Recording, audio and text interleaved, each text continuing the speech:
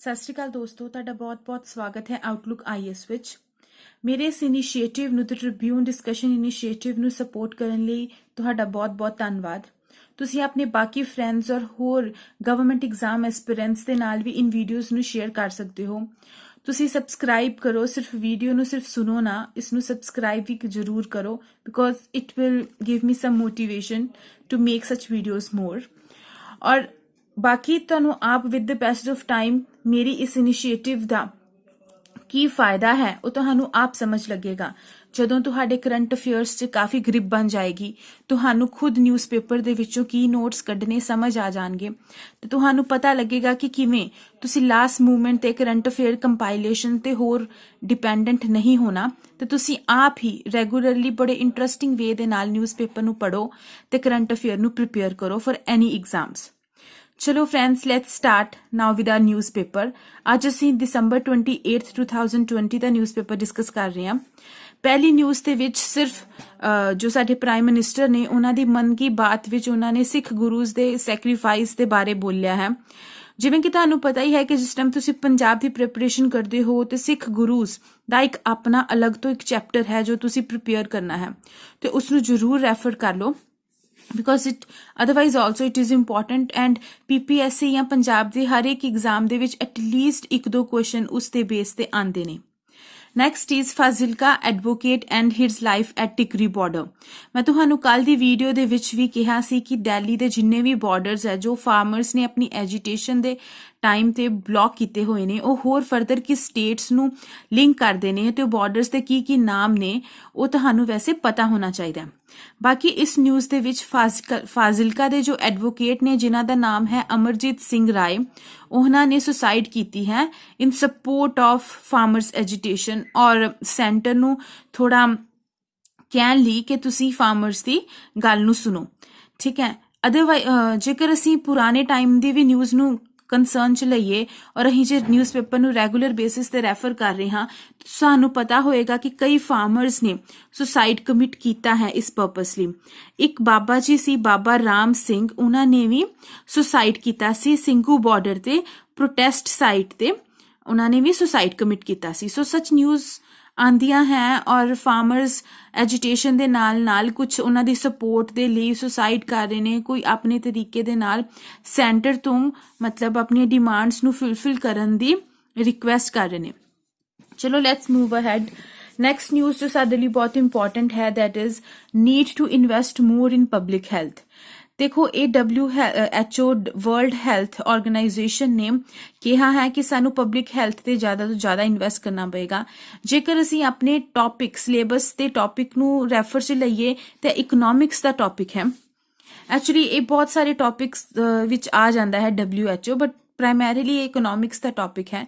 ਔਰ ਇਸ ਨਿਊਜ਼ ਦੇ ਵਿੱਚ ਤੇ ਚਲੋ ਮਤਲਬ ਕੋਰੋਨਾ ਵਾਇਰਸ ਦੀ ਮੈਡੀਸਿਨ ਦੀ ਗੱਲ ਹੋ ਰਹੀ ਹੈ ਕਿਵੇਂ ਸਾਨੂੰ ਮਤਲਬ ਔਰ ਹਾਂ ਪਿਛਲੇ ਵੀ ਕੁਝ ਦਿਨਾਂ ਤੋਂ ਇੱਕ ਡਰਾਈ ਰਨ ਦੀ ਗੱਲ ਹੋ ਰਹੀ ਸੀ, ਮਤਲਬ ਕਿ ਇੰਡੀਆ ਦੇ ਵਿੱਚ ਵੀ ਰਿਹਰਸਲ ਚੱਲ ਰਹੀ ਹੈ ਕਿ ਜਦੋਂ ਮੈਡੀਸਿਨ ਆਏਗੀ ਵਾਟ ਐਂਡ ਆਲ ਕੀ ਸਟੈਪਸ ਅਸੀਂ ਲਵਾਂਗੇ, ਕਿਵੇਂ ਉਹ ਅਸੀਂ ਆਪਣੇ ਲੋਕਾਂ ਤੱਕ ਉਹ ਮੈਡੀਸਿਨ ਨੂੰ ਪਹੁੰਚਾਉਣਾ ਹੈ। ਹਰ ਸਟੇਟ ਇਸ ਚੀਜ਼ ਦੀ ਤਿਆਰੀ ਦੇ ਵਿੱਚ ਲੱਗੀ ਹੋਈ ਹੈ ਔਰ ਅੱਜ ਦੇ ਡੇਟ 'ਚ ਪੰਜਾਬ, ਅਸਾਮ, ਗੁਜਰਾਤ ਤੇ ਆਂਧਰਾ ਪ੍ਰਦੇਸ਼ ਦੇ ਵਿੱਚ ਡਰਾਈ ਰਨ ਚੱਲਿਆ ਸੀ, ਮਤਲਬ ਰਿਹਰਸਲ ਹੋਈ ਸੀ ਪ੍ਰੈਪਰੇਸ਼ਨ ਦੀ। ਠੀਕ ਹੈ ਫਰੈਂਡਸ, ਹੋਰ ਅਸੀਂ ਹੁਣ ਹੋਰ ਕੀ ਧਿਆਨ 'ਚ ਰੱਖਣਾ ਹੈ ਇਸ ਨਿਊਜ਼ ਦੇ ਨਾਲ ਕਿ ਜਿਹੜੇ WHO ਦੀ ਗੱਲ ਆ ਜਾਂਦੀ ਹੈ ਤੇ ਆਰਗੇਨਾਈਜੇਸ਼ਨ ਆਪਣੇ ਆਪ ਦੇ ਵਿੱਚ ਵੈਸੇ ਵੀ ਬਹੁਤ ਇੰਪੋਰਟੈਂਟ ਆਰਗੇਨਾਈਜੇਸ਼ਨ ਹੈ ਜੋ ਇੰਟਰਨੈਸ਼ਨਲ ਰਿਲੇਸ਼ਨਸ ਦੇ ਟੌਪਿਕ ਦੇ ਵਿੱਚ ਵੀ ਆਉਂਦੀ ਹੈ ਤੇ ਇਸ ਆਰਗੇਨਾਈਜੇਸ਼ਨ ਦੇ ਬਾਰੇ ਸਾਨੂੰ ਪਤਾ ਹੋਣਾ ਚਾਹੀਦਾ ਹੈ। ਚਲੋ ਇਸ ਨੂੰ ਡਿਸਕਸ ਕਰਦੇ ਹਾਂ। ਇਹ UN ਦੀ ਇੱਕ ਸਪੈਸ਼ਲਾਈਜ਼ਡ ਆਰਗਨ ਹੈ। ਦੇਖੋ ਤੁਹਾਨੂੰ ਵੀ ਪਤਾ ਹੋਏਗਾ ਕਿ UN ਦੇ ਕੁਝ ਸਪੈਸ਼ਲਾਈਜ਼ਡ ਆਰਗਨਸ ਹੁੰਦੇ ਹਨ ਔਰ UN ਦੇ ਸਪੈਸੀਫਿਕਲੀ ਆਪਣੇ ਬਾਡੀਜ਼ ਵੀ ਹੁੰਦੀਆਂ ਨੇ। ਤੁਹਾਨੂੰ ਪਤਾ ਹੋਣਾ ਚਾਹੀਦਾ ਹੈ ਕਿ ਕਿਹੜੀਆਂ ਬਾਡੀਜ਼ ਨੇ ਤੇ ਕਿਹੜੇ ਸਪੈਸ਼ਲਾਈਜ਼ਡ ਆਰਗਨਸ ਹੈ। WHO ਦੀ ਗੱਲ ਕਰੀਏ ਤੇ 1948 ਵਿੱਚ ਬਣਿਆ ਸੀ। ਇਹਦਾ ਹੈੱਡਕੁਆਰਟਰ ਜਨੀਵਾ ਸਵਿਟਜ਼ਰਲੈਂਡ ਵਿੱਚ ਹੈ। ਇਹਦੇ 194 ਮੈਂਬਰਸ ਹੈ, one of the highest members WHO ਦੇ। ਤੇ ਸਪੈਸੀਫਿਕਲੀ ਇਹ ਹੈਲਥ ਮੈਟਰਸ ਤੇ ਕੰਮ ਕਰਦਾ ਹੈ, ਸਪੋਰਟ ਕਰਦਾ ਹੈ, ਫਾਈਨਾਂਸ ਦਿੰਦਾ ਹੈ ਗਰੀਬ ਦੇਸ਼ਾਂ ਨੂੰ, ਡਿਵੈਲਪਿੰਗ ਨੇਸ਼ਨਸ ਨੂੰ ਔਰ ਅੰਡਰ ਡਿਵੈਲਪ ਨੇਸ਼ਨਸ ਨੂੰ, ਠੀਕ ਹੈ। ਔਰ ਇੰਡੀਆ ਇਸ ਦਾ ਮੈਂਬਰ ਹੈ। ਜੋ ਅਸੀਂ ਇੰਪੋਰਟੈਂਟ ਗੱਲ ਹੋਰ ਇੱਕ ਯਾਦ ਰੱਖਣੀ ਹੈ ਕਿ ਵਰਲਡ ਹੈਲਥ ਡੇ ਅਸੀਂ ਕਦੋਂ ਮਨਾਉਂਦੇ ਹਾਂ, April 7 ਨੂੰ। ਔਰ ਇੰਡੀਆ ਦੇ ਵਿੱਚ ਕੀ WHO ਨੇ ਇਨੀਸ਼ੀਏਟਿਵ ਸਟਾਰਟ ਕੀਤੇ ਸੀ। ਸਮੌਲ ਪੌਕਸ ਦੇ ਇਰੈਡੀਕੇਸ਼ਨ ਦਾ ਇਨੀਸ਼ੀਏਟਿਵ ਸਟਾਰਟ ਕੀਤਾ ਸੀ 1967 ਵਿੱਚ, ਤੇ ਪੋਲੀਓ ਕੈਂਪੇਨ ਵੀ ਸਟਾਰਟ ਕੀਤਾ ਸੀ 2012 ਵਿੱਚ। ਠੀਕ ਹੈ, ਸਾਨੂੰ ਪਤਾ ਹੈ ਕਿ ਸਮੌਲ ਪੌਕਸ ਇੰਡੀਆ ਚੋਂ ਇਰੈਡੀਕੇਟ ਹੋ ਗਈ ਹੈ। ਤੁਸੀਂ ਕਮੈਂਟ ਸੈਕਸ਼ਨ ਦੇ ਵਿੱਚ ਮੈਨੂੰ ਇਹ ਵੀ ਦੱਸਣਾ ਹੈ ਕਿ ਕੀ ਪੋਲੀਓ ਇੰਡੀਆ 'ਚ ਇਰੈਡੀਕੇਟ ਹੋ ਚੁੱਕੀ ਹੈ, ਔਰ ਜੇ ਨਹੀਂ ਹੋਈ ਤੇ ਉਹਦੀ ਕਿਹੜੀ ਟਾਈਪ ਹੈ, ਜੋ ਨਹੀਂ ਹੋਈ ਉਹਦੀਆਂ ਕਿੰਨੀਆਂ ਟਾਈਪਸ ਨੇ। ਕਮੈਂਟ ਸੈਕਸ਼ਨ 'ਚ ਤੁਸੀਂ ਮੈਨੂੰ ਇਸ ਬਾਰੇ ਜ਼ਰੂਰ ਦੱਸਣਾ। WHO ਦੇ ਸਟਰਕਚਰ ਦੀ ਬਾਰੇ ਗੱਲ ਕਰੀਏ ਤੇ 3 ਬੋਡੀਜ਼ ਇਹਦੇ ਨਾਲ ਰਿਲੇਟਿਡ ਹੈ, that is world health assembly, executive board and secretariat. ਹੁਣ ਇਸ ਨਿਊਜ਼ ਦੇ ਵਿੱਚ ਇੱਥੇ ਵਰਲਡ ਹੈਲਥ ਆਰਗੇਨਾਈਜੇਸ਼ਨ ਦੇ ਡਾਇਰੈਕਟਰ ਜਨਰਲ ਦੀ ਵੀ ਗੱਲ ਕੀਤੀ ਗਈ ਹੈ। ਨਾਮ ਥੋੜਾ ਬੋਲਣ 'ਚ ਡਿਫਿਕਲਟ ਜਿਹਾ ਹੈ, ਪਰ ਇਟਸ ਲਾਈਕ ਟੈਡਰੋਸ ਐਡਨੋਮ ਗੈਬਰੀਏਸਸ। ਇਹ ਪਰਸਨ ਹੈ ਜੋ ਡਾਇਰੈਕਟਰ ਜਨਰਲ ਹੈ WHO ਦਾ। ਤੁਸੀਂ ਇਸ ਨੂੰ ਪੱਕਾ ਯਾਦ ਕਰ ਲੈਣਾ ਹੈ, ਬਿਕੋਜ਼ WHO COVID-19 ਦੇ ਕਾਰਨ ਕਾਫੀ ਜ਼ਿਆਦਾ ਨਿਊਜ਼ ਵਿੱਚ ਸੀ, ਔਰ ਇਹਨਾਂ ਦੇ ਡਾਇਰੈਕਟਰ ਨੇ ਜੋ ਸਟਾਰਟਿੰਗ ਦੇ ਵਿੱਚ ਜੋ ਇਨੀਸ਼ੀਅਲੀ ਸਟੈਪਸ ਲਏ ਸੀ ਉਹਨਾਂ ਤੇ ਵੀ ਕਾਫੀ ਜ਼ਿਆਦਾ ਮਤਲਬ ਡਿਵੈਲਪਿੰਗ ਨੇਸ਼ਨਸ ਨੇ ਕੁਐਸਚਨ ਉਠਾਇਆ ਸੀ। ਤੇ ਇਸ ਕਰਕੇ ਦਿਸ person is also important, and WHO body ਆਪਣੇ ਆਪ ਵਿੱਚ ਇੱਕ ਇੰਪੋਰਟੈਂਟ ਬੋਡੀ ਬਣ ਜਾਂਦੀ ਹੈ ਜਿਸ ਤੋਂ ਕੁਐਸਚਨ ਪੁੱਛਿਆ ਜਾ ਸਕਦਾ ਹੈ। ਚਲੋ friends, next topic is north shivers 2 degree Celsius in Gurdaspur। so ਸਾਨੂੰ ਪਤਾ ਹੀ ਹੈ ਕਿ ਠੰਡ ਵੱਧ ਰਹੀ ਹੈ, ਐਂਡ ਜੋ ਹੈ ਟੈਂਪਰੇਚਰ ਕਾਫੀ ਜ਼ਿਆਦਾ ਲੋ ਹੋ ਰਿਹਾ ਹੈ, ਜੋ ਕਿ ਨਿਊਜ਼ ਦੇ ਵਿੱਚ ਵੀ ਅਸੀਂ ਰੋਜ਼ ਸੁਣ ਰਹੇ ਹਾਂ ਕਿ ਟਿਲ ਨਿਊ ਈਅਰ ਟੈਂਪਰੇਚਰ ਡਿੱਗੀ ਜਾਏਗਾ, ਔਰ ਉਸ ਤੋਂ ਬਾਅਦ ਥੋੜਾ ਜਿਹਾ ਟੈਂਪਰੇਚਰ ਉੱਪਰ ਜਾਣ ਦਾ ਥੋੜਾ ਬਹੁਤਾ ਹੋਪ ਹੈ।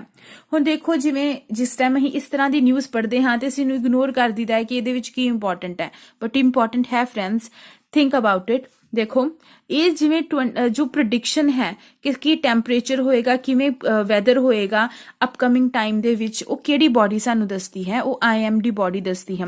ਇਸ ਤਰ੍ਹਾਂ ਦੇ ਨਿਊਜ਼ ਦੇ ਨਾਲ ਫਿਰ ਇਹ ਬੋਡੀ ਰਿਲੇਟ ਹੁੰਦੀ ਹੈ ਇੰਡੀਅਨ ਮੈਟਰੋਲੋਜੀਕਲ ਡਿਪਾਰਟਮੈਂਟ, ਜਿਸ ਦੇ ਬਾਰੇ ਸਾਨੂੰ ਪਤਾ ਹੋਣਾ ਚਾਹੀਦਾ। ਇਹ 1873 ਵਿੱਚ ਬਣੀ ਸੀ। It is related to meteorology, seismology and associated subjects. ਮਤਲਬ ਇਹ ਸਾਰੇ ਜਿਹੜੇ 3 ਸਬਜੈਕਟਸ ਹੈ, ਇਹਨਾਂ ਬਾਰੇ ਸਾਨੂੰ IMD ਆਪਣੀ ਪ੍ਰੈਡਿਕਸ਼ਨ ਕਰਕੇ ਦੱਸਦੇ ਨੇ। ਇਹ ਅੰਡਰ ਮਿਨਿਸਟਰੀ ਆਫ ਅਰਥ ਸਾਇੰਸ ਦੇ ਅੰਡਰ ਆਂਦੀ ਹੈ। ਇਹ ਬਹੁਤ ਇੰਪੋਰਟੈਂਟ ਗੱਲ ਹੈ, ਬਿਕੋਜ਼ ਇਸ ਤੇ ਕੁਐਸਚਨ ਬਣਦਾ ਹੈ ਔਰ ਅਸੀਂ ਕਨਫਿਊਜ਼ ਹੋ ਸਕਦੇ ਹਾਂ, ਬਿਕੋਜ਼ ਕੋਈ ਸੋਚ ਵੀ ਨਹੀਂ ਸਕਦਾ ਕਿ ਇੱਕ IMD ਜੈਸਾ ਡਿਪਾਰਟਮੈਂਟ ਅਰਥ ਸਾਇੰਸ ਮਿਨਿਸਟਰੀ ਅੰਡਰ ਆਂਦਾ ਹੋਏਗਾ। ਸੋ ਇਹਨੂੰ ਯਾਦ ਰੱਖਣਾ ਹੈ, ਇਹਦਾ ਹੈਡਕੁਆਟਰ ਨਿਊ ਦਿੱਲੀ ਵਿੱਚ ਹੈ। ਚਲੋ ਮੂਵ ਅਹੈਡ, ਅਸੀਂ ਦੇਖੀਏ ਤਾਂ ਇਹ ਜੋ ਨੈਕਸਟ ਟੌਪਿਕ ਆਂਦਾ ਹੈ, that is HC question illegal occupation of government bungalows in Jammu and Kashmir. ਇਹ ਹਾਈ ਕੋਰਟ ਨੇ ਜੋ ਗਵਰਨਮੈਂਟ ਬੰਗਲੋਜ਼ ਹੈ ਜੰਮੂ ਐਂਡ ਕਸ਼ਮੀਰ ਤੇ ਜਿਹਨੂੰ ਇਲੀਗਲੀ ਆਕਿਊਪਾਈ ਕੀਤਾ ਹੋਇਆ ਹੈ, ਉੱਤੇ high court of Jammu and Kashmir ਨੇ ਕੁਐਸਚਨ ਅਰਾਈਜ਼ ਕੀਤਾ। ਹੁਣ ਦੇਖੋ ਫਰੈਂਡਸ, ਇਹ ਆਰਟੀਕਲ ਤੁਸੀਂ ਪੜ੍ਹ ਲਓ ਫॉर योर ਸੇਕ ਆਫ ਨੌਲੇਜ, ਬਟ ਇਸ ਤੋਂ ਇਲਾਵਾ ਜੋ ਇੱਕ ਇੰਪੋਰਟੈਂਟ ਚੀਜ਼ ਹੈ ਤੁਸੀਂ ਯਾਦ ਰੱਖਣੀ ਹੈ, ਰੋਸ਼ਨੀ ਐਕਟ। ਬਹੁਤ ਪਿਛਲੇ ਨਵੰਬਰ ਦੇ ਵਿੱਚ ਇਹ ਐਕਟ ਜੋ ਸੀ ਉਹ ਬਹੁਤ ਨਿਊਜ਼ 'ਚ ਸੀ, ਕਿਉਂਕਿ ਗਵਰਨਮੈਂਟ ਨੇ, ਸੈਂਟਰ ਨੇ ਇਸ ਐਕਟ ਨੂੰ ਸਕ੍ਰੈਪ ਕਰਤਾ ਸੀ। ਹੁਣ ਮੈਂ ਤੁਹਾਨੂੰ ਇਸ ਐਕਟ ਬਾਰੇ ਦੱਸ ਦਿੰਨੀ ਹੈ, ਥੋੜਾ ਬਹੁਤ ਇੰਪੋਰਟੈਂਟ ਪੁਆਇੰਟਸ ਜੋ ਤੁਸੀਂ ਯਾਦ ਰੱਖਣੇ ਹੈ। This act is actually Jammu and Kashmir vesting of ownership to occupants act. ਠੀਕ ਹੈ ਫਰੈਂਡਸ, ਇਹ ਐਕਟ ਐਕਚੁਅਲੀ ਮੈਂ ਤੁਹਾਨੂੰ ਜੇ ਬ੍ਰੌਡਲੀ ਸਮਝਾਵਾਂ ਤੇ ਇਹਨੂੰ ਰੋਸ਼ਨੀ ਕਿਉਂ ਕਿਹਾ ਜਾਂਦਾ ਹੈ, ਬਿਕੋਜ਼ ਇਸ ਐਕਟ ਦੇ ਰਾਹੀਂ ਕੁਝ ਪਾਰਟਿਕੂਲਰ ਗਵਰਨਮੈਂਟ ਦੀ ਲੈਂਡ ਸੀ, ਔਰ ਉਸ ਲੈਂਡ ਉੱਤੇ ਜੋ ਲੋਕ ਰਹਿ ਰਹੇ ਸੀ, ਜਿਨ੍ਹਾਂ ਨੇ ਉਸ ਨੂੰ ਆਕਿਊਪਾਈ ਕੀਤਾ ਹੋਇਆ ਸੀ, ਗਵਰਨਮੈਂਟ ਨੇ ਇਹ ਪਲਾਨ ਕੀਤਾ ਸੀ ਕਿ ਅਸੀਂ ਉਹੀ ਬੰਦਿਆਂ ਨੂੰ ਇਹ ਲੈਂਡ ਦੇ ਦੇਵਾਂਗੇ। ਔਨ ਦੀ ਅਦਰ ਹੈਂਡ ਅਸੀਂ ਉਹਨਾਂ ਕੋਲੋਂ ਕੁਝ ਫੀ ਲਵਾਂਗੇ ਲੈਂਡ ਨੂੰ ਆਕਿਊਪਾਈ ਕਰਨ ਦੀ, ਔਰ ਉਹ ਜੋ ਰੈਵਨਿਊ ਆਏਗਾ ਇਸ ਸਭ ਚੀਜ਼ ਤੋਂ, ਉਸ ਦੇ ਲਈ ਉਹਨਾਂ ਨੇ ਇੱਕ hydro electric power plant projects frame ਕਰਨਾ ਸੀ। ਠੀਕ ਹੈ, ਕਿਉਂਕਿ ਜੰਮੂ ਐਂਡ ਕਸ਼ਮੀਰ ਦੇ ਵਿੱਚ ਇਲੈਕਟ੍ਰਿਸਿਟੀ ਬਹੁਤ ਘੱਟ ਹੈ, ਤੇ ਇਸ ਲਈ ਇਸ ਸਭ ਨੂੰ ਰੋਸ਼ਨੀ ਐਕਟ ਬੋਲਿਆ ਜਾਂਦਾ ਹੈ। ਫॉर द ਸੇਕ ਆਫ ਇਲੈਕਟ੍ਰਿਸਿਟੀ ਜਨਰੇਸ਼ਨ ਗਵਰਨਮੈਂਟ ਨੇ ਇਹ ਸਟੈਪ ਚੁੱਕਿਆ ਸੀ ਇਸ ਲਈ। ਬਟ ਕੈਗ ਨੇ ਰੀਸੈਂਟਲੀ ਇੱਕ ਰਿਪੋਰਟ ਵਿੱਚ ਦੱਸਿਆ ਹੈ ਕਿ ਇਹ ਸਭ ਚੱਕਰ ਦੇ ਵਿੱਚ ਕੋਈ ਵੀ ਮਤਲਬ ਜੋ ਰੈਵਨਿਊ ਜਿੰਨਾ ਆਣਾ ਚਾਹੀਦਾ ਸੀ ਉਸ ਦਾ ਬਹੁਤ ਜ਼ਿਆਦਾ ਥੋੜਾ ਪੋਰਸ਼ਨ ਹੀ ਗਵਰਨਮੈਂਟ ਜੋ ਹੈ ਉਹ ਲੈ ਸਕੀ ਹੈ। ਬਹੁਤ ਜ਼ਿਆਦਾ ਫਰਾਡ ਹੋਇਆ, ਇਵਨ ਸਕੈਮ ਦੇ ਟਰਮ ਵੀ ਕੈਗ ਨੇ ਇਸ ਚੀਜ਼ ਨੂੰ ਦਿੱਤਾ ਸੀ। ਜੇ ਤੁਸੀਂ ਉਸ ਨਿਊਜ਼ਪੇਪਰ ਨੂੰ ਰੈਫਰ ਕਰ ਰਹੇ ਹੋਗੇ ਤਾਂ ਤੁਹਾਨੂੰ ਪ੍ਰੋਪਰਲੀ ਪਤਾ ਹੋਏਗਾ ਕਿ ਮੈਂ ਕੀ ਕਹਿ ਰਹੀ ਹਾਂ। ਤੇ ਇਹ ਐਕਟ 2001 ਵਿੱਚ ਆਇਆ ਸੀ, ਐਂਡ ਹੁਣ ਸੈਂਟਰ ਨੇ ਇਸ ਨੂੰ ਸਕ੍ਰੈਪ ਕਰ ਦਿੱਤਾ ਹੈ ਔਨ ਕੈਗਸ ਰਿਪੋਰਟ। ਓਕੇ, ਤੁਸੀਂ ਦੱਸਿਓ ਇੰਡੀਆ ਦਾ ਕੈਗ ਕੌਣ ਹੈ, ਠੀਕ ਹੈ, ਮੈਨੂੰ ਕਮੈਂਟ ਸੈਕਸ਼ਨ 'ਚ ਉਸਦਾ ਨਾਮ ਦੱਸਣਾ ਫਰੈਂਡਸ। ਚਲੋ ਨੈਕਸਟ ਮੂਵ ਅਹੈਡ। ਨਿਊਜ਼ਪੇਪਰ ਦੇ ਫਸਟ ਕਾਲਮ ਨੂੰ ਅਸੀਂ ਕਵਰ ਕਰ ਲਿਆ। ਹੁਣ ਸੈਕਿੰਡ ਕਾਲਮ ਦੇ ਵਿੱਚ ਥੋੜਾ ਮਤਲਬ ਸਾਡੇ ਐਗਜ਼ਾਮ ਪੁਆਇੰਟ ਆਫ ਵਿਊ ਤੋਂ ਕੁਝ ਨਹੀਂ ਹੈ। ਜੇ ਅਸੀਂ ਪੰਜਾਬ ਵਾਲੀ ਪੋਰਸ਼ਨ 'ਚ ਆਈਏ ਤੇ ਫਸਟ ਨਿਊਜ਼ ਜੋ ਸਾਨੂੰ ਦਿਖਦੀ ਹੈ that is urban naxals on loose in state says BJP. ਇਹ ਹੈ ਥੋੜੀ ਪੋਲੀਟੀਕਲ ਸਟੇਟਮੈਂਟ, ਬਟ ਸਾਨੂੰ ਦੇਖੋ, ਸਾਨੂੰ ਪਤਾ ਹੈ ਕਿ ਨਕਸਲਿਜ਼ਮ ਇੱਕ ਵਨ ਆਫ ਦ ਟੌਪਿਕ ਹੈ ਸਾਡੇ ਪੰਜਾਬ ਪਬਲਿਕ ਸਰਵਿਸ ਕਮਿਸ਼ਨ ਦਾ, ਸਿਕਿਉਰਿਟੀ ਦਾ ਇੱਕ ਟੌਪਿਕ ਆ ਜਾਂਦਾ ਹੈ ਤੇ ਨਕਸਲਿਜ਼ਮ ਕੀ ਹੁੰਦਾ ਹੈ ਉਹ ਤੁਹਾਨੂੰ ਪਤਾ ਹੋਣਾ ਚਾਹੀਦਾ ਹੈ।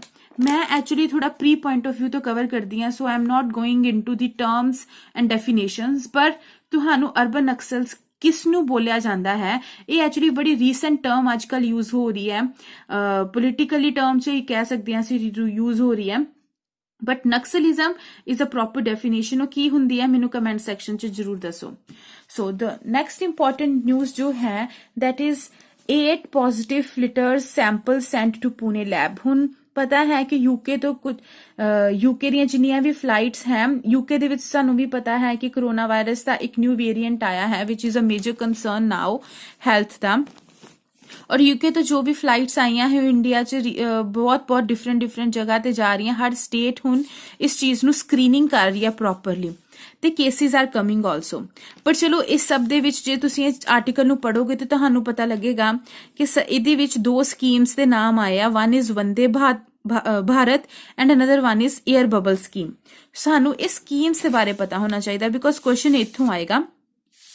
ਜੇ ਅਸੀਂ ਵੰਦੇ ਭਾਰਤ ਸਕੀਮ ਦੀ ਗੱਲ ਕਰੀਏ ਤੇ ਇਹ ਕੋਵਿਡ ਦੇ ਟਾਈਮ ਤੇ, ਜਿਸ ਟਾਈਮ ਕੋਵਿਡ ਦਾ ਪੈਂਡੇਮਿਕ ਐਕਚੁਅਲੀ ਸ਼ੁਰੂ ਹੀ ਹੋਇਆ ਸੀ, ਇਨੀਸ਼ੀਅਲ ਰਾਈਜ਼ਿੰਗ ਕੇਸਿਸ ਦੀ ਕੇਸ ਸੀ, ਉਸ ਟਾਈਮ ਤੇ ਗਵਰਨਮੈਂਟ ਨੇ, ਸੈਂਟਰ ਸਰਕਾਰ ਨੇ ਬਿਗੇਸਟ ਇਵੈਕੂਏਸ਼ਨ ਐਕਸਰਸਾਈਜ਼ ਚਲਾਈ ਸੀ ਵੰਦੇ ਭਾਰਤ, ਔਰ 64 ਫਲਾਈਟਸ ਭੇਜੀਆਂ ਸੀ ਅਰਾਊਂਡ 12 ਕੰਟਰੀਜ਼ ਦੇ ਵਿੱਚ ਆਪਣੇ ਇੰਡੀਅਨ ਸਿਟੀਜ਼ਨਸ ਨੂੰ ਇਵੈਕੂਏਟ ਕਰਨ ਲਈ, ਠੀਕ ਹੈ। ਤੇ ਨਾਲ ਦੀ ਨਾਲ ਹੀ ਇੰਡੀਅਨ ਨੇਵੀ ਚਲਾਇਆ ਸੀ ਸਮੁੰਦਰ ਸੇਤੂ ਸਕੀਮ ਚਲਾਈ ਸੀ, ਜਿਹਦੇ ਵਿੱਚ ਉਹਨਾਂ ਨੇ 2 ਸ਼ਿਪਸ ਭੇਜੀਆਂ ਸੀ ਇਵੈਕੂਏਟ ਕਰਨ ਲਈ ਇੰਡੀਅਨਸ ਨੂੰ ਹੀ, ਔਰ one of the ship was INS Jalashwa and one was INS Magar. ਇਹ ਦੋਨਾਂ ਦਾ ਤੁਹਾਨੂੰ ਪਤਾ ਹੋਣਾ ਚਾਹੀਦਾ ਹੈ। ਕੁਐਸਚਨ ਕਿਵੇਂ ਵੀ ਆ ਜਾਂਦਾ ਹੈ ਟੇਡਾ ਮੇਡਾ, ਤੁਸੀਂ ਇਹਨੂੰ ਪ੍ਰੋਪਰਲੀ ਥੋਰਲੀ ਇੱਕ ਵੀ ਟੌਪਿਕ ਨੂੰ ਕਵਰ ਕਰੋਗੇ ਤੇ ਤੁਸੀਂ ਕੁਝ ਮਿਸ ਨਹੀਂ ਕਰੋਗੇ। ਹੁਣ ਇਸ ਆਰਟੀਕਲ ਦੇ ਵਿੱਚ ਇੱਕ 에ਅਰ ਬਬਲ ਸਕੀਮ ਦੀ ਵੀ ਗੱਲ ਹੋਈ ਹੈ।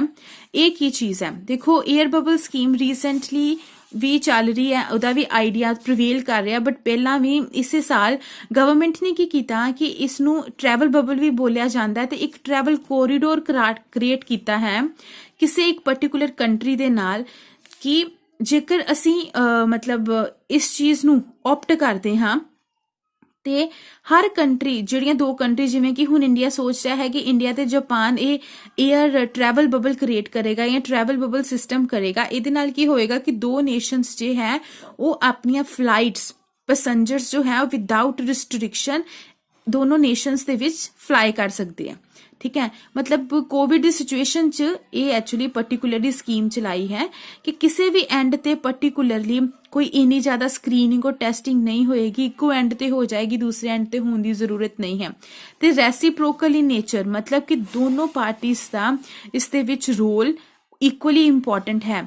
ਡੈਸਟੀਨੇਸ਼ਨ ਤੇ ਜੋ ਮਤਲਬ ਰਿਸੀਵਰ ਅਰਾਈਵਲ ਵਾਲਾ ਪਾਰਟ, ਡੈਸਟੀਨੇਸ਼ਨ ਵਾਲਾ ਪਾਰਟ, ਔਰ ਜਿੱਥੋਂ ਜਰਨੀ ਸਟਾਰਟ ਹੋਏਗੀ, ਦੋਨੋਂ ਨੇਸ਼ਨਸ ਨੇ ਇਕੁਅਲੀ ਪਾਰਟਿਸਿਪੇਟ ਕਰਨਾ ਹੈ ਔਰ ਰਿਸਟ੍ਰਿਕਸ਼ਨਸ ਕੋਈ ਨਹੀਂ ਰਹਿਣਗੀਆਂ ਉਹਨਾਂ ਦੀ ਟਰੈਵਲ ਦੇ ਵਿੱਚ। So it could also B non as Covid safe travel zone, ਮਤਲਬ ਅਸੀਂ ਉਹ ਕੰਟਰੀਜ਼ ਦੀ ਟਰੈਵਲਿੰਗ ਸੇਫ ਹੈ, ਇਸੇ ਲਈ ਅਸੀਂ ਮਤਲਬ ਵਿਦਆਊਟ ਐਨੀ ਰਿਸਟ੍ਰਿਕਸ਼ਨਸ ਲੋਕਾਂ ਨੂੰ ਆਉਣ ਜਾਣ ਦੀ ਪਰਮਿਸ਼ਨ ਦੇ ਦੇਣੀ ਹੈ। That is what air bubble scheme. Okay friends, ਚਲੋ ਨੈਕਸਟ ਮੂਵ ਫਾਰਵਰਡ। ਤੇ ਬਾਕੀ ਸਾਰੇ ਕਾਲਮ ਦੇ ਵਿੱਚ ਥੋੜੀਆਂ ਜਿਹੀ ਪੋਲੀਟੀਕਲ ਨਿਊਜ਼ ਹੈ, ਅਦਰਵਾਈਜ਼ ਸਾਡੇ ਐਗਜ਼ਾਮ ਪੁਆਇੰਟ ਆਫ ਵਿਊ ਤੋਂ ਕੁਝ ਇੰਪੋਰਟੈਂਟ ਨਹੀਂ।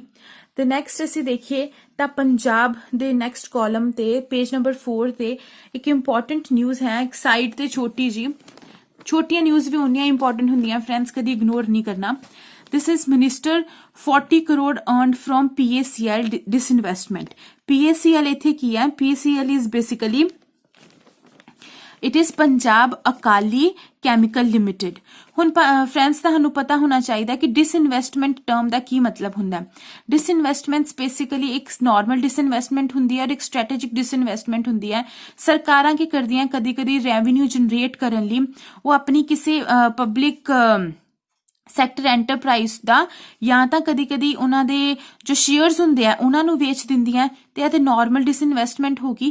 ਤੇ ਕਦੀ ਕਦੀ ਉਹਨਾਂ ਦੀ ਮੈਨੇਜਮੈਂਟ ਓਨਰਸ਼ਿਪ ਵੀ ਵੇਚ ਦਿੰਦੀਆਂ, ਤੇ ਉਹ ਹੋ ਗਈ ਸਟ੍ਰੈਟੇਜਿਕ ਡਿਸਇਨਵੈਸਟਮੈਂਟ। ਸਟ੍ਰੈਟੇਜਿਕ ਡਿਸਇਨਵੈਸਟਮੈਂਟ ਨੂੰ ਅਸੀਂ ਪ੍ਰਾਈਵੇਟਾਈਜੇਸ਼ਨ ਵੀ ਕਹਿ ਸਕਦੇ ਹਾਂ ਕਿ ਦੇਖੋ ਇੱਕ ਪਬਲਿਕ ਸੈਕਟਰ ਐਂਟਰਪ੍ਰਾਈਜ਼ਸ ਹੀ ਔਰ ਪਹਿਲਾਂ ਮਤਲਬ 50+ ਜੋ ਸਟੇਕ ਸੀਗੇ ਉਹ ਗਵਰਨਮੈਂਟ ਦੇ ਸੀਗੇ, ਪਰ ਉਹਨਾਂ ਨੇ ਆਪਣੀ ਓਨਰਸ਼ਿਪ ਵੀ ਵੇਚਤੀ, ਮਤਲਬ ਕਿ ਹੁਣ ਕਿਸੇ ਹੋਰ ਨੂੰ, ਕਿਸੇ ਪ੍ਰਾਈਵੇਟ ਕੰਪਨੀ ਨੂੰ ਉਹਦੇ 50+ ਸ਼ੇਅਰਸ ਦੇ ਦਿੱਤੇ, ਤੇ ਮਤਲਬ ਕਿ ਉਹ ਹੁਣ ਜਿਹੜੀ ਪਹਿਲਾਂ ਪਬਲਿਕ ਸੈਕਟਰ ਐਂਟਰਪ੍ਰਾਈਜ਼ ਸੀ ਹੁਣ ਉਹ ਪ੍ਰਾਈਵੇਟ ਹੋ ਗਈ। ਸੋ ਇਸ ਨੂੰ ਕਿਤੇ ਨਾ ਕਿਤੇ ਪ੍ਰਾਈਵੇਟਾਈਜੇਸ਼ਨ ਵੀ ਕਿਹਾ ਜਾ ਰਿਹਾ। ਦੇਖੋ ਫਰੈਂਡਸ, ਇਹ ਕੋਈ ਨਵੀਂ ਟਰਮ ਨਹੀਂ ਹੈ ਜੋ ਮੈਂ ਤੁਹਾਨੂੰ ਸਮਝਾ ਰਹੀ ਹਾਂ, ਕਿਉਂਕਿ ਸੈਂਟਰ ਸਰਕਾਰ ਵੀ ਇਹੋ ਜਿਹੀਆਂ ਬਹੁਤ ਸਕੀਮਸ ਲੈ ਕੇ ਆ ਰਹੀ ਹੈ ਪਿਛਲੇ ਕਈ ਸਾਲਾਂ ਤੋਂ। ਹੁਣ ਜੇ ਤੁਸੀਂ ਪੜ੍ਹਿਆ ਹੋਏ ਤਾਂ ਤੁਹਾਨੂੰ ਪਤਾ ਹੋਏਗਾ ਕਿ ਏਅਰ ਇੰਡੀਆ ਜੋ ਹੈ ਸੈਂਟਰ ਸਰਕਾਰ ਜੋ ਹੈ ਉਹਨੂੰ ਵੇਚ ਰਹੀ ਹੈ। ਉਸ ਤੋਂ ਬਾਅਦ ਉਹ ਹੋਰ ਵੀ ਕਈ ਸਾਰੇ ਐਸੀ PSUs ਨੂੰ ਵੇਚਣ ਦੀ ਪਲੈਨਿੰਗ ਕਰ ਰਹੀ ਹੈ।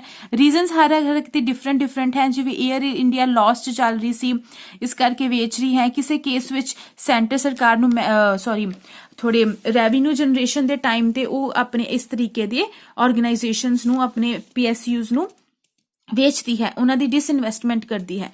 ਸੋ ਇਹੋ ਜਿਹੀਆਂ ਟਰਮਸ ਵੀ ਨਿਊਜ਼ਪੇਪਰ ਦੇ ਵਿੱਚ ਡੇਲੀ ਬੇਸਿਸ ਤੇ ਆਉਂਦੀਆਂ ਨੇ ਔਰ ਤੁਸੀਂ ਉਹਨਾਂ ਨੂੰ ਜ਼ਰੂਰ ਮਤਲਬ ਨੋਟ ਡਾਊਨ ਕਰ ਲਓ ਔਰ ਡੈਫੀਨੇਸ਼ਨਸ ਫਾਈਂਡ ਆਊਟ ਕਰਕੇ ਉਹਨਾਂ ਨੂੰ ਸਮਝ ਲਿਆ ਕਰੋ ਆਪਣੇ ਐਂਡ ਤੇ। ਦੇਖੋ ਹੁਣ ਇਹ ਵੀ ਇੱਕ ਛੋਟੀ ਜਿਹੀ ਨਿਊਜ਼ ਹੈ, but that is what state gets 4 elite breed bulls from Germany. Important news ਹੈ। ਜਰਮਨੀ ਕੁਐਸਚਨ ਸਿੱਧਾ ਆ ਸਕਦਾ ਹੈ ਕਿ ਰੀਸੈਂਟਲੀ ਪੰਜਾਬ ਗਵਰਨਮੈਂਟ ਨੇ 4 ਬੁੱਲ ਨਵੇਂ HF ਬਰੀਡ ਦੇ ਬੁੱਲ ਲਏ ਸੀ, ਉਹ ਕਿਸ ਕੰਟਰੀ ਤੋਂ ਲਏ ਸੀ?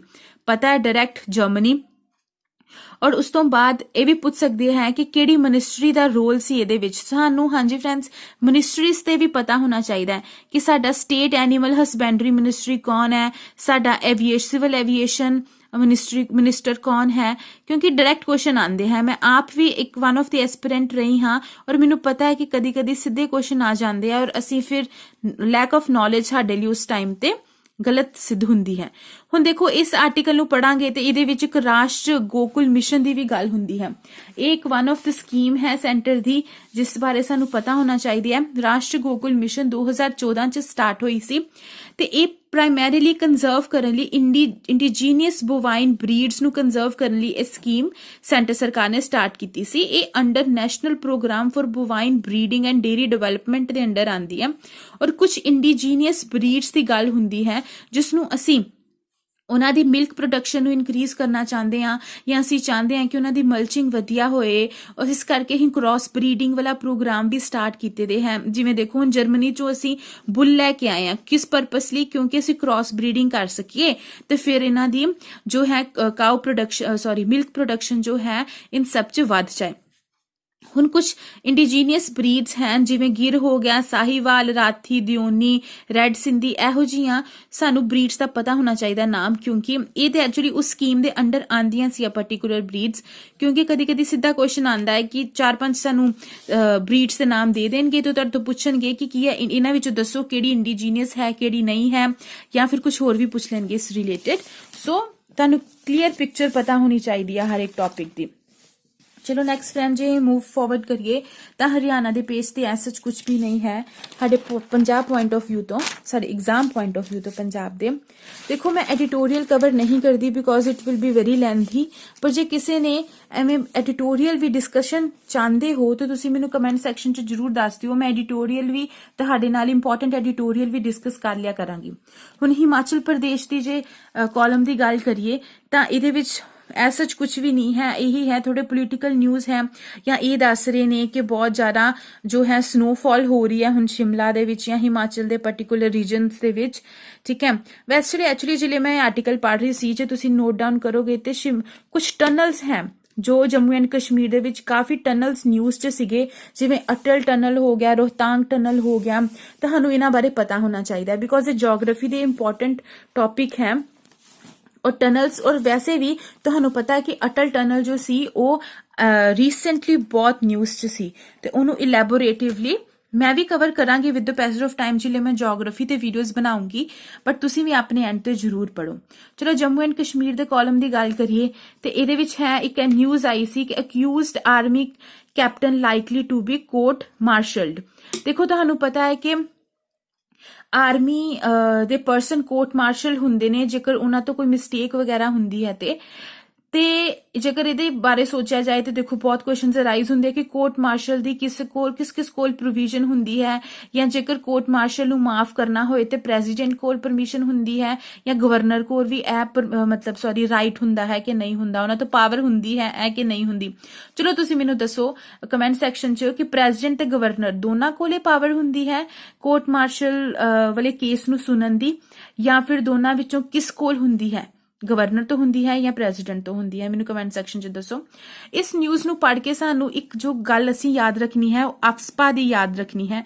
ਤੁਹਾਨੂੰ ਪਤਾ armed force special power act, AFSPA ਇੱਕ ਐਕਟ ਹੈ ਜਿਸ ਤੇ अंडर मतलब ये जो आर्म्ड फोर्सिस हैं वो जो डिस्टर्ब्ड एरियाज हैं उन्होंने विच अपना कंट्रोल बना के रखने की कोशिश करदियां हैं, वो एरिया ਨੂੰ थोड़ा बैलेंस रखने की कोशिश करदियां, बट इस जो एक्ट अंडर ये फोर्सिस मिसयूज भी करदियां, जो कि ये न्यूज़ है एक्चुअली मिसयूज ही होया। उन्होंने 3 जो इनोसेंट लोग सी उन्होंने मार दिता और हुण उस केस ते पता चल रहा है कि हाँ जी मिसयूज होया। सो असी अफसपा ते ध्यान देना अपने पेपर पॉइंट ऑफ व्यू तो कि एक कदों की है ਇਹ 1958 ਦਾ ਪਾਰਲੀਮੈਂਟ ਨੇ ਐਕਟ ਬਣਾਇਆ ਸੀ armed force special power act, ਜੋ ਡਿਸਟਰਬਡ ਏਰੀਆ ਲਈ ਬਣਾਇਆ ਸੀ। ਇਸ ਦੇ ਅੰਡਰ ਕੀ ਹੁੰਦਾ ਹੈ ਕਿ ਜੋ ਆਰਮਡ ਫੋਰਸਿਸ ਹੈ ਉਹ ਗੈਦਰਿੰਗ ਨਹੀਂ ਹੋਣ ਦਿੰਦੇ ਕਿਸੇ ਵੀ, ਜੇਕਰ ਡਿਸਟਰਬ ਏਰੀਆ ਹੈ ਤੇ ਉਹਦੇ ਵਿੱਚ 5 ਤੋਂ ਵੱਧ ਲੋਕਾਂ ਦੀ ਗੈਦਰਿੰਗ ਨਹੀਂ ਹੋਣ ਦੇਣਗੇ, ਓਪਨ ਫਾਇਰਿੰਗ ਕਰ ਸਕਦੇ ਆ, ਕਦੀ ਵੀ ਕਰ ਸਕਦੇ ਆ, ਅਰੈਸਟ ਕਰ ਸਕਦੇ ਆ ਵਾਰੰਟ ਤੋਂ ਬਿਨਾਂ, सर्च कर सकते हैं वारंट तो बिना, और किसी भी एरिया ਨੂੰ ਹੁਣ ਦੇਖੋ ਕੁਐਸਚਨ ਕਿਵੇਂ ਆਉਂਦੇ ਆ ਕਿ ਜੇਕਰ armed force special power act ਵਿੱਚ ਡਿਸਟਰਬ ਏਰੀਆ ਦੀ ਗੱਲ ਕਰਦੇ ਆ ਤੇ ਡਿਸਟਰਬ ਏਰੀਆ ਜੋ ਹੈ ਉਹ ਕੌਣ ਦੱਸਦਾ ਹੈ ਕਿ ਇਹ ਏਰੀਆ ਡਿਸਟਰਬ ਹੈ, ਇਹ ਜੋ ਹੈ ਜਾਂ ਸੈਂਟਰ ਸਟੇਟ ਜਾਂ ਯੂਟੀ ਗਵਰਨਮੈਂਟ, ਇਹਨਾਂ ਵਿੱਚੋਂ ਤਿੰਨਾਂ ਚੋਂ ਕੋਈ ਇੱਕ ਕਿਸੇ ਵੀ ਏਰੀਆ ਨੂੰ ਡਿਸਟਰਬ ਏਰੀਆ ਡਿਕਲੇਅਰ ਕਰ ਸਕਦੇ ਆ। ਹੁਣ ਫਰੈਂਡਸ ਵੈਸੇ ਤੁਸੀਂ ਵੀਡੀਓ 'ਚ ਦੇਖ ਹੀ ਲਿਆ ਹੋਏਗਾ, ਬਟ ਤੁਸੀਂ ਮੈਨੂੰ ਕਮੈਂਟ ਸੈਕਸ਼ਨ 'ਚ ਦੱਸੋ ਕਿ ਇੰਡੀਆ ਦੇ ਵਿੱਚ ਕਿਹੜੀਆਂ ਸਟੇਟਸ 'ਚ ਅਫਸਪਾ ਲਾਗੂ ਹੈ ਔਰ ਕਿਹਦੇ ਵਿੱਚ ਨਹੀਂ ਹੈ। ਰੀਸੈਂਟਲੀ ਕਿਸ ਸਟੇਟ ਨੇ ਅਫਸਪਾ ਨੂੰ ਰਿਮੂਵ ਕੀਤਾ ਸੀ। ओके फ्रेंड्स, एक क्वेश्चन आ चुका है, मैं ਤੁਹਾਨੂੰ ਇਸੇ ਲਈ ਫੋਕਸ ਕਰਨ ਨੂੰ ਕਹਿ ਰਹੀ ਹਾਂ ਬਿਕੋਜ਼ ਕਦੀ ਕੁਐਸਚਨਸ ਰਿਪੀਟ ਵੀ ਹੋ ਜਾਂਦੇ ਆ, ਯੂ ਨੈਵਰ ਨੋ ਬਿਕੋਜ਼ ਇਹ ਟੌਪਿਕਸ ਨਿਊਜ਼ 'ਚ ਹੈ। ठीक है फ्रेंड्स, चलो next move forward. The next is make Kashmir saffron globally popular. प्रधानमंत्री नरेंद्र मोदी जी ने मन की बात विच बोलिया है कि अहीं कश्मीर सैफरन ਨੂੰ पॉपुलर बनाना है, ग्लोबली पॉपुलर बनाना है। ठीक है, ਹੁਣ ਇਹਦੇ ਵਿੱਚ ਚਲੋ ਨਿਊਜ਼ ਤੇ ਹੈ ਬਟ ਸਾਨੂੰ ਕਸ਼ਮੀਰ ਸੈਫਰਨ ਦੇ ਬਾਰੇ ਚ ਡਿਟੇਲ ਦਾ ਪਤਾ ਹੋਣਾ ਚਾਹੀਦਾ ਹੈ। ਕਸ਼ਮੀਰ ਸੈਫਰਨ ਨੂੰ ਰੀਸੈਂਟਲੀ ਪਿਛਲੇ ਸਾਲ ਜੀਆਈ ਟੈਗ ਮਿਲਿਆ ਸੀ। ਦੇਖੋ ਕੁਐਸਚਨ ਡਾਇਰੈਕਟ ਆਏ ਨਾ ਕਿ ਕੀ ਇਹਨੂੰ ਜੀਆਈ ਟੈਗ ਮਿਲਿਆ ਸੀ ਕਿ ਨਹੀਂ ਮਿਲਿਆ ਸੀ। ਇਸ ਨੂੰ ਮਿਲਿਆ ਸੀ। ਇਹ ਕਾਰੇਵਾ ਹਾਈਲੈਂਡਸ ਜਿਹੜੀਆਂ ਹੈਗੀਆਂ ਜੰਮੂ ਐਂਡ ਕਸ਼ਮੀਰ ਵਿੱਚ ਉੱਥੇ ਹੀ ਸਪੈਸੀਫਿਕਲੀ ਪਾਇਆ ਜਾਂਦਾ ਹੈ। Height 600 to 800 metre the height ਤੇ ਐਲਟੀਟਿਊਡ ਤੇ ਇਹੋ ਜਿਹਾ ਸੈਫਰਨ ਗਰੋ ਕਰਦਾ ਵਿਚ ਇਜ਼ ਵੈਰੀ ਯੂਨੀਕ। ਔਰ ਇਹਦੀਆਂ 3 ਟਾਈਪਸ ਹੈ, ਲੱਛਾ ਸੈਫਰਨ, ਮੋਂਗਰਾ ਤੇ ਗੁੱਚੀ। ਇਹ 3 ਟਾਈਪ ਦੇ ਸੈਫਰਨ ਕਸ਼ਮੀਰ ਵਿੱਚ ਪਾਏ ਜਾਂਦੇ ਨੇ। ਵੈਸੇ ਇਹ ਕੁਐਸਚਨ ਵੀ ਪ੍ਰੀਵੀਅਸ ਈਅਰ ਕਿਸੇ ਇੱਕ ਸਟੇਟ ਦੇ ਵਿੱਚ ਆਇਆ ਸੀਗਾ ਕਿ ਲਾਰਜੈਸਟ ਪ੍ਰੋਡਿਊਸਰ ਆਫ ਸੈਫਰਨ ਕਿਹੜਾ ਕੰਟਰੀ ਹੈ, ਤੇ ਈਰਾਨ, ਇੰਡੀਆ ਨਹੀਂ ਹੈ। ਇਹ ਗੱਲ ਵੀ ਨੋਟ ਡਾਊਨ ਕਰਨੀ ਹੈ ਤੁਸੀਂ, Iran is the largest producer. So friends ਦੇਖੋ, ਇਵੇਂ ਤੁਸੀਂ ਰੋਜ਼ ਨਿਊਜ਼ਪੇਪਰ ਨੂੰ ਪੜ੍ਹਨਾ ਹੈ, ਆਪਣਾ ਥੋੜੀ ਛੋਟੀਆਂ ਕੀ ਪੁਆਇੰਟਸ ਨੂੰ ਫਾਈਂਡ ਆਊਟ ਕਰਕੇ ਆਪਣੇ ਛੋਟੇ ਨੋਟਸ ਬਣਾ ਲੈਣੇ ਨੇ, ਕਿਉਂਕਿ ਤੁਹਾਡੇ ਲਈ ਹੀ ਇਹ ਫਾਇਦੇਮੰਦ ਹੋਣਗੇ। ਐਂਡ ਦੇ ਵਿੱਚ ਕੋਈ ਵੀ ਤੁਹਾਨੂੰ ਕ੍ਰੈਮਿੰਗ ਦੀ ਲੋੜ ਨਹੀਂ ਪਏਗੀ। You will understand.